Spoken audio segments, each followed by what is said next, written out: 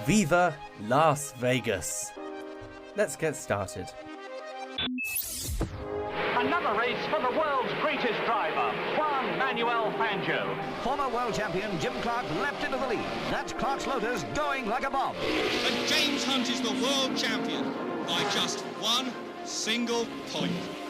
By being a racing driver, you are under risk all the time. And if you no longer go for a gap that exists, you're no longer a racing driver. And that is Michael Schumacher ahead, the world champion. To become a four-time world champion, Sebastian Vettel, Lewis Hamilton, champion of the world. That's for all the kids out there who dream the impossible. Max Verstappen is champion of the world. Oh my God! Max Verstappen, you are the world champion! The world champion! Hello and welcome back to F1 in Review, the episode, but not necessarily the hour, where we go through the latest in F1 news, look back at races and forward to upcoming race weekends. Now, I apologise for beginning with a little bit of a cliche there. It's one that you've probably heard already if you've been following the F1 circus, and if you haven't yet, you're definitely going to hear it as we head towards, for the second time ever and first time in its current form, the Las Vegas Grand Prix. A weekend that's promising huge amounts. I was looking at the entirety of the event, and it kind of kicks off on Wednesday. We've got these big pre-show shows turning up. I expect the grid walk to be packed with celebrities that actually don't really have any interest in Formula 1 and don't really want to be there, but are there nonetheless to advertise that they do things. I expect another massively awkward grid walk from the likes of Martin Brundle as he tries to talk to people who I'm sure he doesn't actually quite know who they are. And I expect quite an interesting race as it's going to be very cold, really cold, because the deserts are cold at night. And it's a bit of an unknown, isn't it, Angus? So we will get to the Las Vegas Grand Prix eventually. But to begin with, we're just going to wind it back just a smidge, because I think we've spent far too much time looking at the front of the grid. I think we need to look a little bit at the lower end of the Constructors' Championship. The fights that happen perhaps a little bit more under the radar as we all get swept up in the first, second and third place positions. And that's, I think, where we're going to focus for the next sort of 20 minutes or so. Beginning, I think, with one of the more interesting fights, which is for 7th place. Now, my bold prediction at the beginning of the year was that Williams was going to end up in 7th. Now, somehow, Angus, I don't know how I've done it, but Williams is currently in 7th place. It's actually happened. They have had this massive leap forward and are currently on 28 points, which is a phenomenal increase from last year, where they only got 8 points by the end of the season. However, their current position is under threat. AlphaTauri, with Ricciardo, Tsunoda, Liam Lawson pushing it forward, are catching up, and they're on 21 points. Now, this is going to get close down to the wire now. These small amount of points make a big difference. So, I would like to know what you think. Do you think Williams is going to be able to hold on to that 7th place and gain those extra tens of millions of dollars worth of prize money by the end of the season? Or do you think AlphaTauri is going to pip them to the post and somehow lift themselves up from they were the worst car on the grid at the beginning of the season. So what do you think when we get over the finish line? Is it going to be Williams in 7th or AlphaTauri in 7th? If you'd asked me this question 2-3 races ago, I would have said Williams would have been slam dunk for that 7th place. But I tell you what, at the moment, AlphaTauri on a rampage. I say a rampage. They are picking up a lot more points than they did earlier in the season. I can tell you that in the last 3 races, they've picked up, if you include the sprint, which is a fantastic result from them, they appear to have picked up, my maths is right, 15 points, live maths, 15 points in the last 3 races.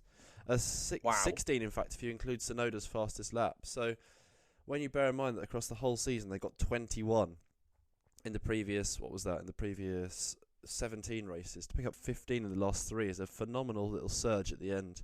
They seem to have had a car which has been rubbish all year, but then they've managed to unpack something right at the end, which has managed to get them to take the leap from plumb bottom of the championship, surge past Haas, surge past Alfa Romeo, who seem to have no answer as well, and closing on Williams. I'd say that the overall package at the moment is looking good, isn't it? And whilst Williams are expected, or at least Alex Albon has said he expects to have a strong weekend coming up in the Bonanza, the show that is the Las Vegas Grand Prix, I think that AlphaTauri might have enough in the tank, to overtake them, because they are really showing a fantastic late season turn of speed, which, I'll be honest, none of us saw coming. We were just wondering whether Daniel Ricciardo could get through to the end of the year and how he'd cope with the recently broken wrist that he got in that crash in the Dutch Grand Prix for practice.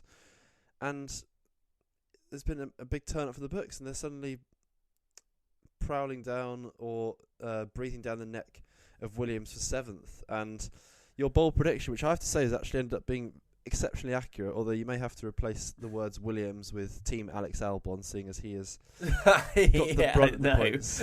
Logan Sargent's done his little bit, which, to be fair, I say that I wouldn't want to belittle it too much, because if they get the constructors, if they get that place by 1 point at the end of the season, then his 1 point would be the one that makes the difference. But absolutely, yeah, point's a point. Yeah, exactly. But at the same time, I still think AlphaTauri could do it, because would you say that their form is good enough in the recent races to justify them potentially overtaking Williams? I'd say it's a fair shout. I'd say it's a fair shout, absolutely. I wouldn't necessarily say it's a fair fight, though. And I say that because of the changes that have occurred to the AlphaTauri car. And if you think about it, its parent team sponsor, Red Bull Racing. And no big team is going to want to see their subsidiary failing at the back. And shall we say that there are some upgrades coming, parts coming, that have an inspiration from the top car. And I wouldn't be surprised if Red Bull has started, trickling the key core information from the big team down to the sister team, which we know they've done before.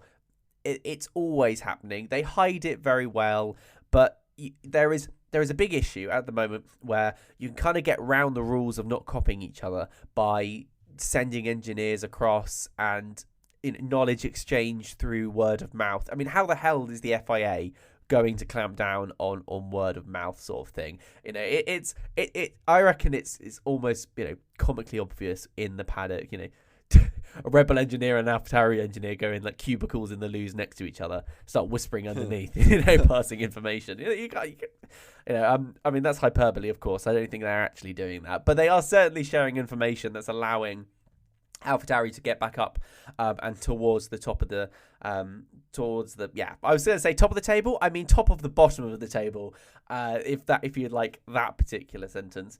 But I don't just think that the car and the performance upgrades are the only thing that's given them a little bit of a surge. I think it's also worth saying that Yuki Tsunoda, as you rightly say, has a pretty good end of the season. Now, there has been some moments where you've thought, ooh, that's not a good look. For example, in Mexico, he got very frustrated, stuck behind Piastri, and binned the car. And actually afterwards, Angus, I don't know if you saw it, he was actually quite mature about it, and he did kind of say, yeah, it was my fault. I've kind of learnt from that, and I shouldn't have been so impatient. And I think that is to his credit. And I also think that AlphaTauri made the right choice. Red Bull, it depends where you think these choices and decisions are coming from, in binning off Nick de Vries. Because ever since that, Liam Lawson, Daniel Ricciardo, Ricciardo's on 6 points at the moment.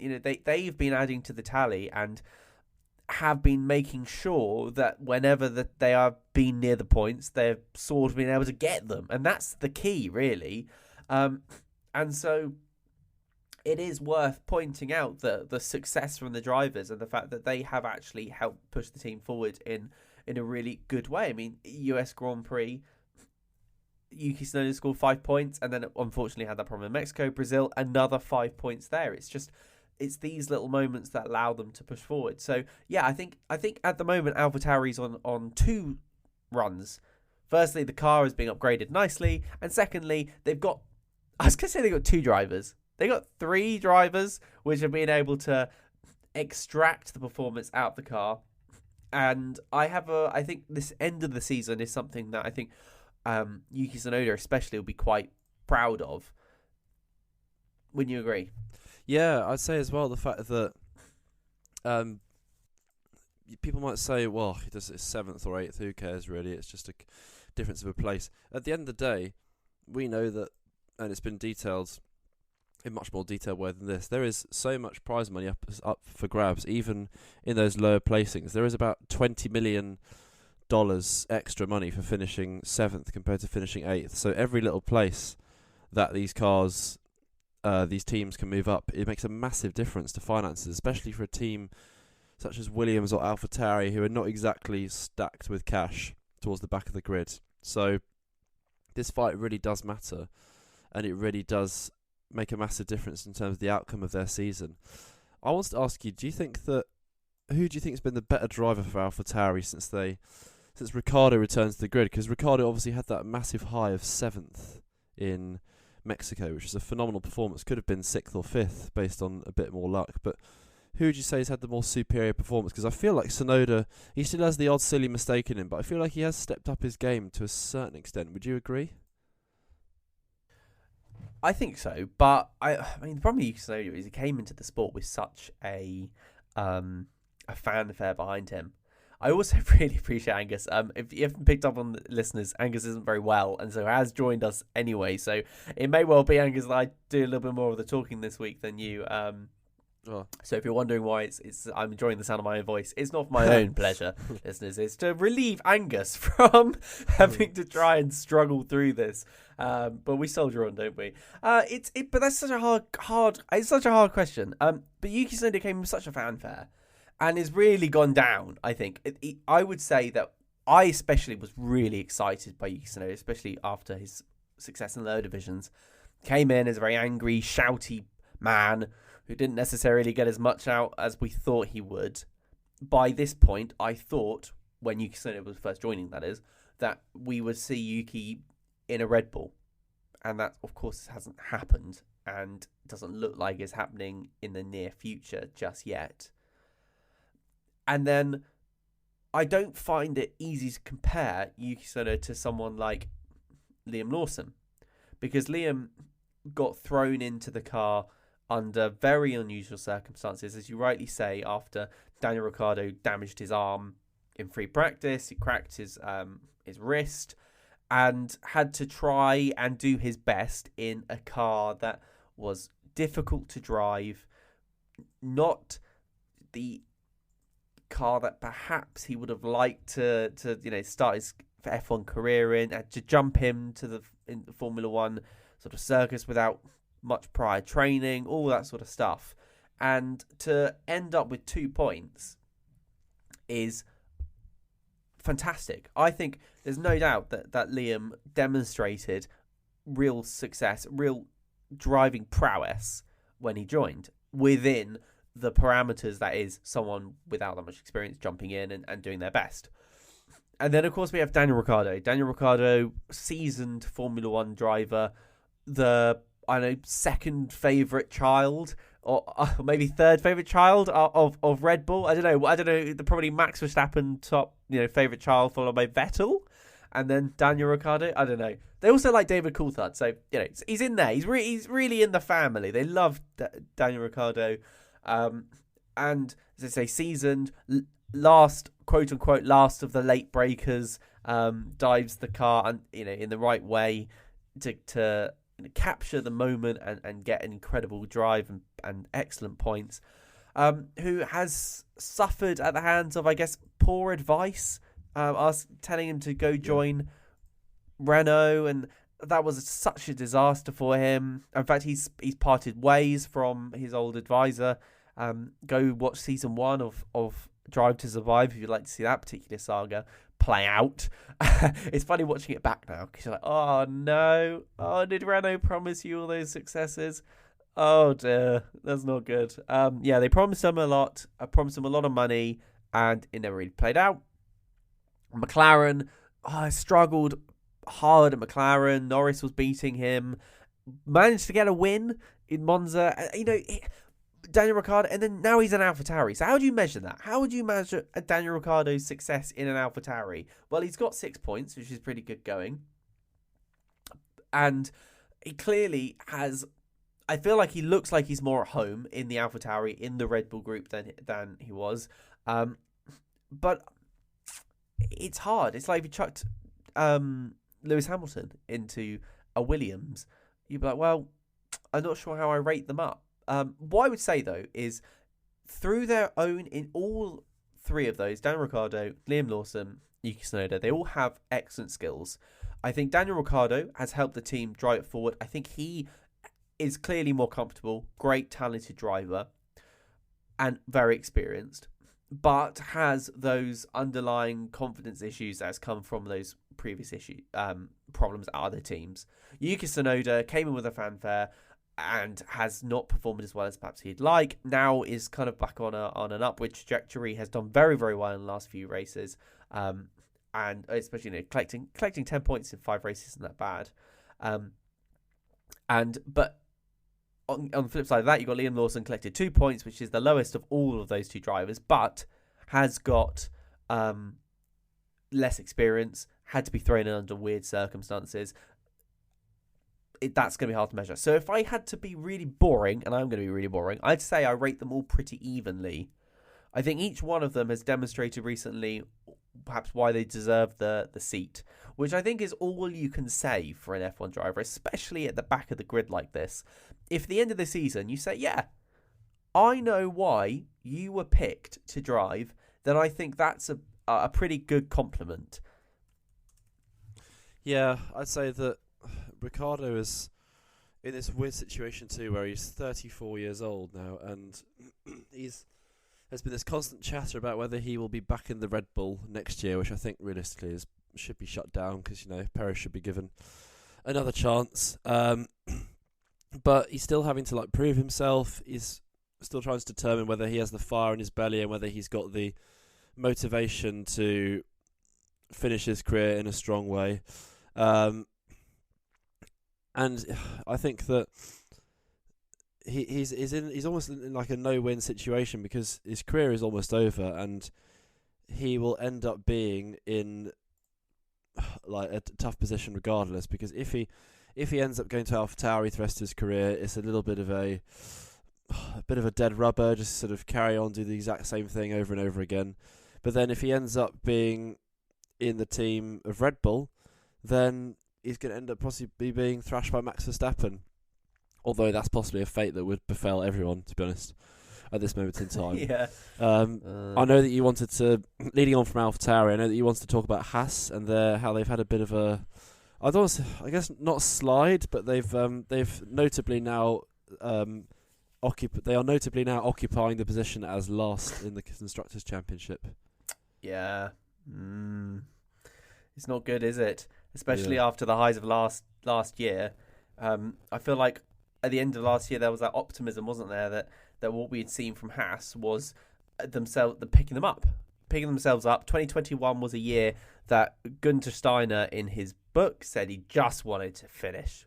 That was it. They didn't care for 2021. It was a dead year for them. They spent all the money, all the time developing the 2022 car. And they came out of the gates. Incredible season last year. They had incredible moments. For example, in Brazil, they managed to get that out of nowhere pole position, led sprint race laps. And I think certainly that extra boost of money was something that really we thought were going to project them forward as they finished in 8th place. You might say, 10th to 8th? That's not much of a big deal, but they did get there. They did get to 8th. That is more money. That is more prowess. That more sponsors. I mean, don't forget, Angus, do you remember at the end of 2021 they had no sponsors? Hardly anyone was sponsoring them. Yep. And then now they've got MoneyGram as their title sponsor. They're talking, they've got merch again, and it looked like they were going really up.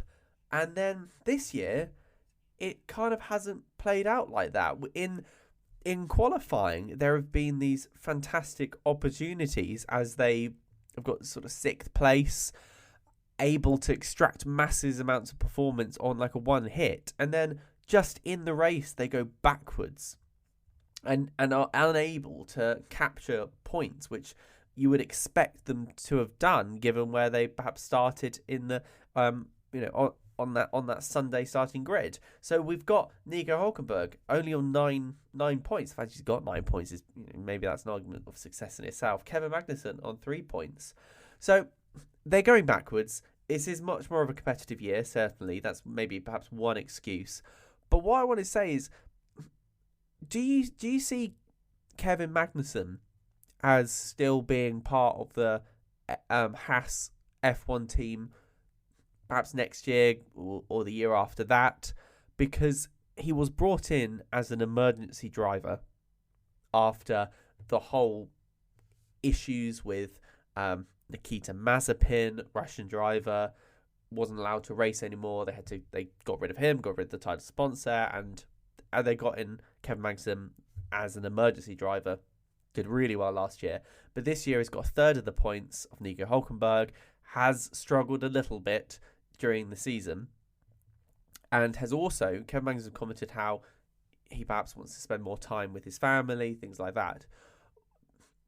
Looking at Haas now, where do you see them at the end of the season going if they are slap back P10 out of 10 yet again? Well, this is topical, isn't it? As we've got one American team possibly entering the grid in the next few years with Andretti, especially with support having been announced for them with the announcement that General Motors, the Ford, the brand of Ford that does engines, is now going to be delivering engines to Formula One in 2028. Another big step for Andretti's entrance to the sport. One American team is on the up, possibly leaving the sport, possibly entering the sport, and one American team is struggling a little bit. And you always kind of low key root for Haas a bit, because they are the only. Sure, other teams have had name changes, like Aston Martin used to be Racing Point, and Alpine used to be Renault, and AlphaTauri used to be Toro Rosso.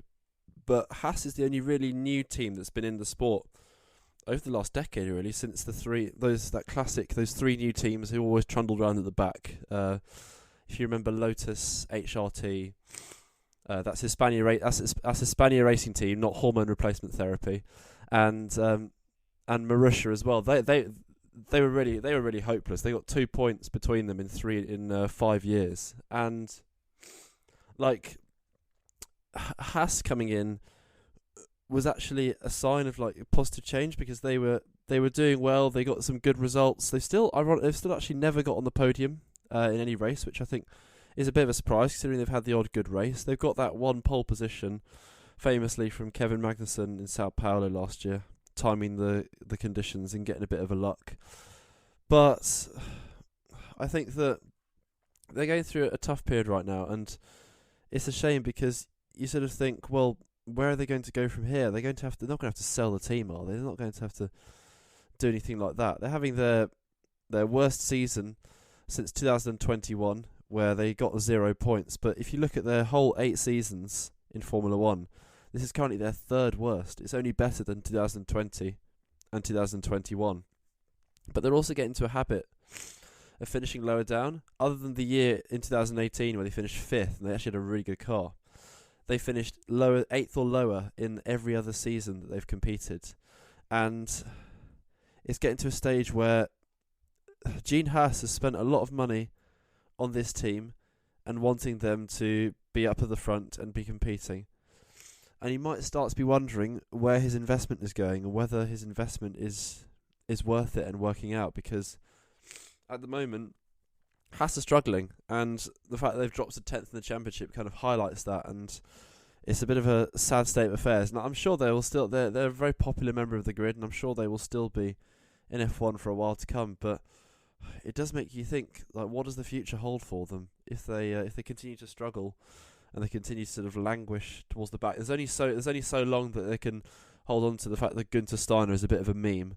And I know that gets them a lot of good publicity because he's a very entertaining character, one of the most entertaining on the grid. But there's only for so long that they can hold on to that as a as something to sort of rally around. Yeah, they can only be the Joker for so long, right? They are a bit of the the underdog Joker card, and it is certainly really interesting that you say what they doing, what they're holding out for. I certainly think that Haas is at the moment counting on staying as the only American team, monopolising a market which F1 is desperately trying to tap into.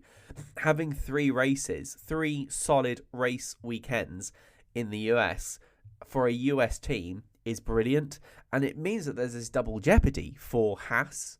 Not only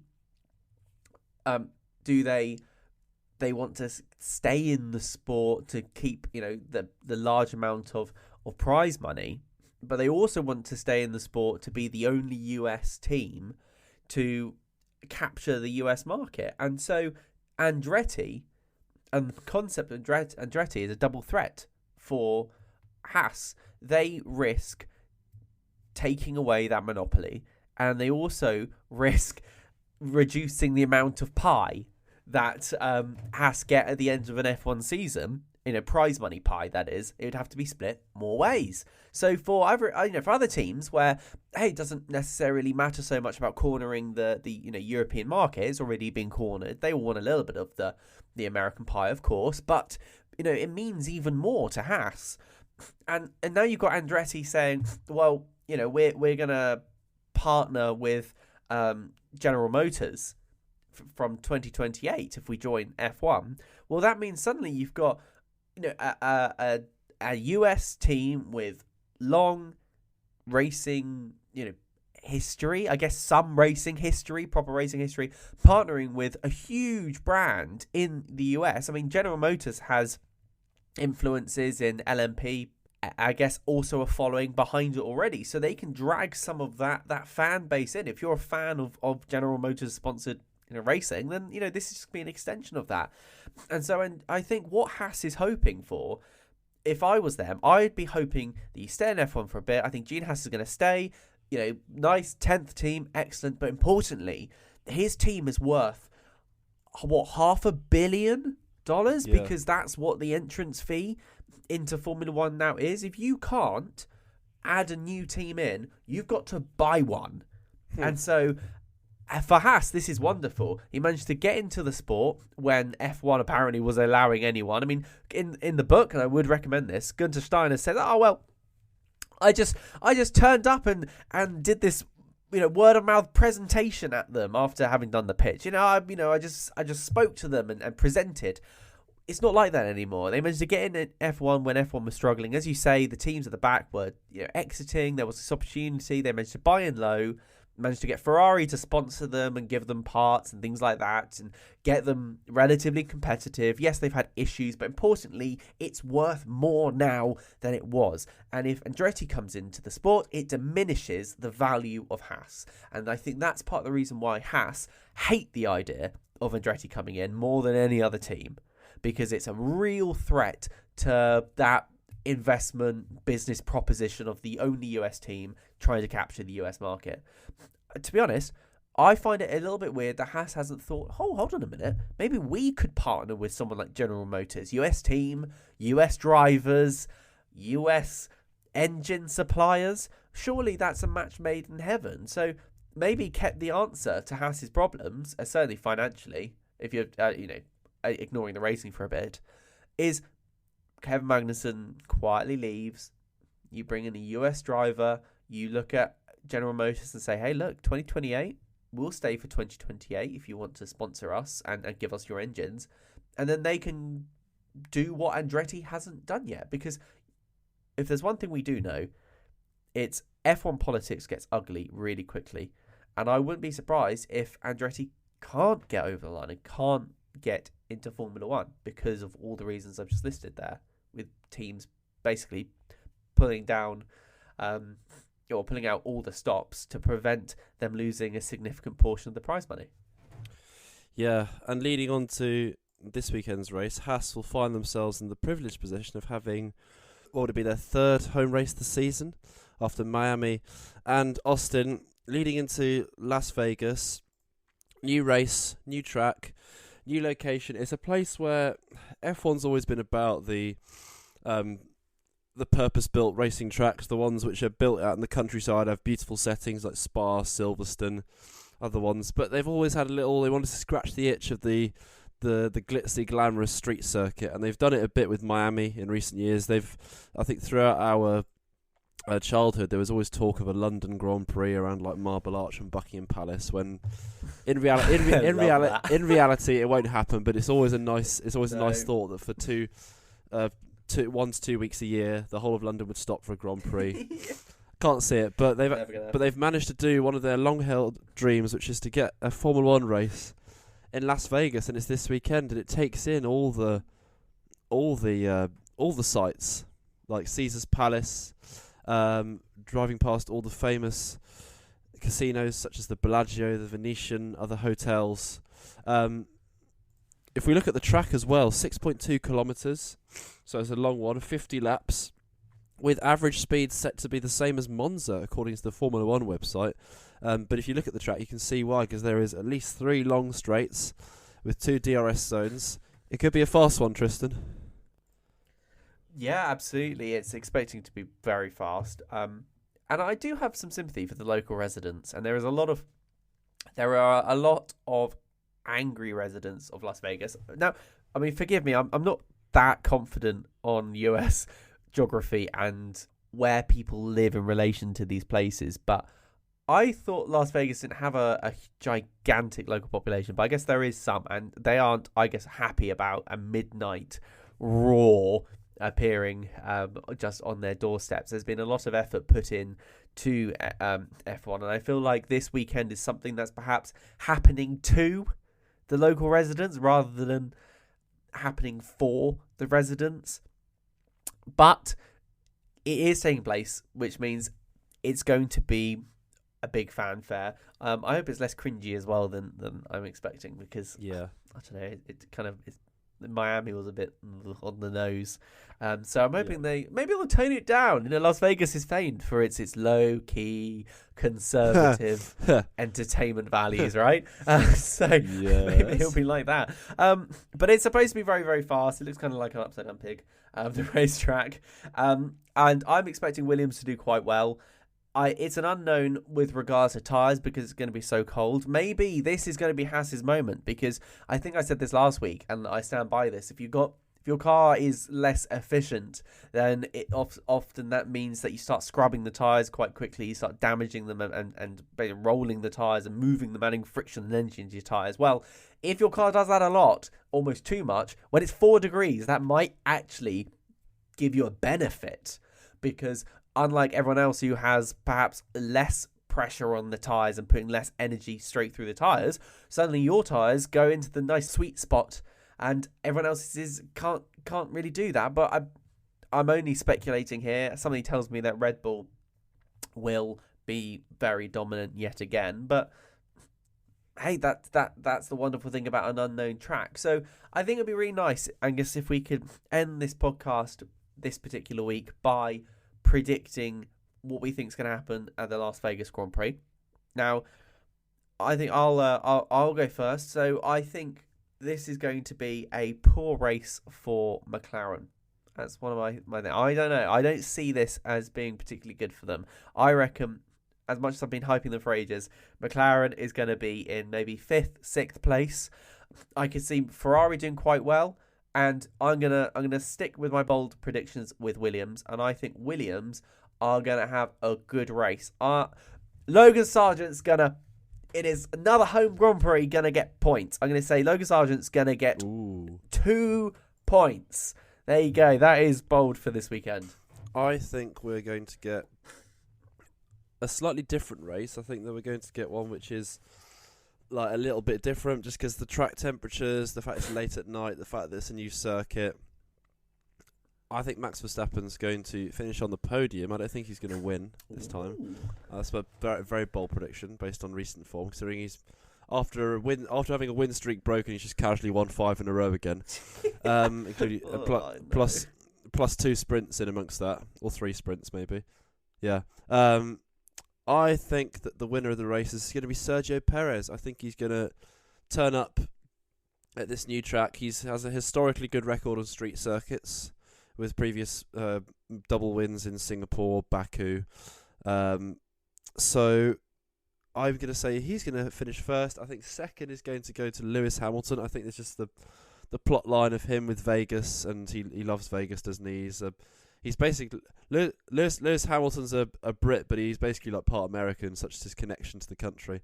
And my bold prediction, I'm going to say that AlphaTauri will overtake Williams this weekend by getting enough points to do that. That's going to be really interesting. If that makes sense. Yeah.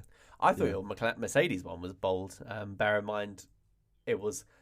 Looking at Brazil, they said it felt like the car had a parachute attached to the back of it. But it's quite exciting. It is really quite exciting seeing going to a new track, seeing a new track for the first time, because none of us have really any clue what to expect. But I certainly expect one hell of a party, and also, like any good party, some silly hats. Oh yes, absolutely. And that's all we've got time for in this episode of F1 in Review. I've been Tristan Fancourt, joined by Angus Gallager. Thank you very much for listening to us ramble on for the last half an hour about some of the lower teams in F1 in the 2023 season, as well as speculate what we might see at a novel, in this form, track this weekend as we head towards Las Vegas. Now, if you are going to be tuning in and watching the race, and I would highly recommend you do, because I feel like this is one to watch rather than perhaps just listen to, then in the UK you can watch it on Saturday morning. There'll be qualifying at 8 a.m. and then a much less respectable time to be watching a Grand Prix on Sunday at 6 a.m. UK time. So you can watch the grand spectacle at those times this weekend. We will, of course, be back the next week to discuss the fallout from the first version of this Las Vegas Grand Prix. I hope that some of our predictions are going to be right. If not, we will got egg on our face. Please do subscribe to our podcast on your favourite podcast provider. You can, of course, follow us on our social media sites. That's X, formerly Twitter, as well as TikTok, where we post short versions of this podcast. And of course, you can follow us on YouTube if you prefer the audiovisual side of things. So we very much look forward to going to Las Vegas this weekend and discussing with you next week. Thank you very much for listening, and we will see you then.